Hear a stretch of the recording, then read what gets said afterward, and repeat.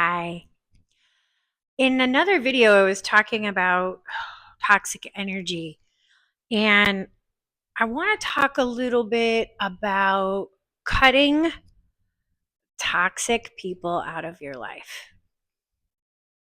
And sometimes they're super long relationships, but they're no longer, you've outgrown them. It doesn't always mean that there has to be some big fallout, or maybe there will be a fallout because the where you want to go, where you're going in your life, that person no longer matches your energy, right? They You want to grow, um, you want to raise your vibration, and they're still in that low energy place. Now, there was a person, a friend of mine, that I had to cut out, and we were friends from when we were kids. And what happened was, as we became adults, um she was always so negative. She was always in a bad mood. She was always like the joke was with some other friends is like, what version of her are we going to get today, right?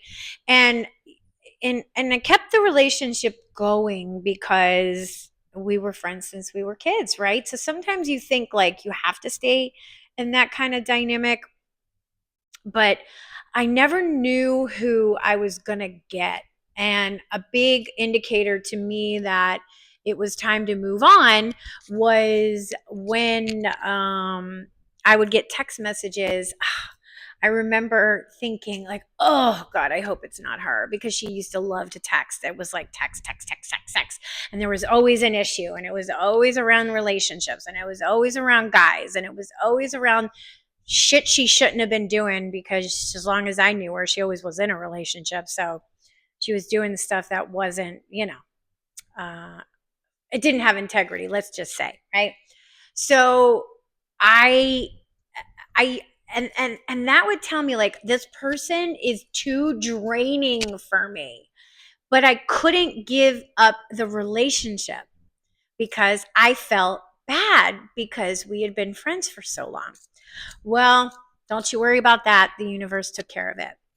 So she, without getting into too much detail because it's a crazy story, but she was in a relationship with somebody who was extremely toxic. And I was always supportive and helped and all this stuff. And then eventually, what happened was he did something, let's just say, was beyond the scuzzy thing, like, he was just cheating or whatever. He did something that was criminal and gross criminal and sick criminal. So you can use your imagination.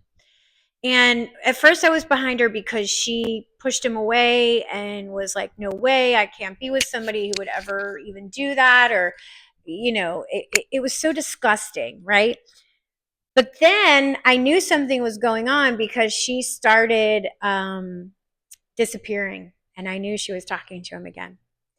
And then she started to defend the behavior. And I said, that's it. We're done.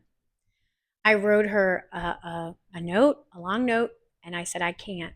I cannot. This is a line. We're not in a gray area anymore. This is a black and white line. If you can defend that behavior, then there is no room for that kind of character in my life, because it was nauseating, right?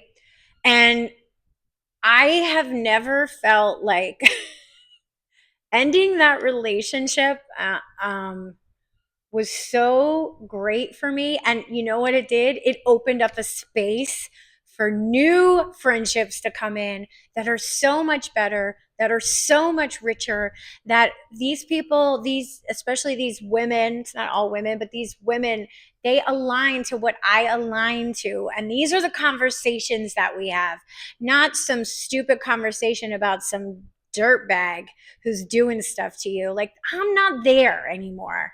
So maybe it's time for you to cut those toxic people out of your life. You can do it, and you'll be so much better for it. Okay, bye bye.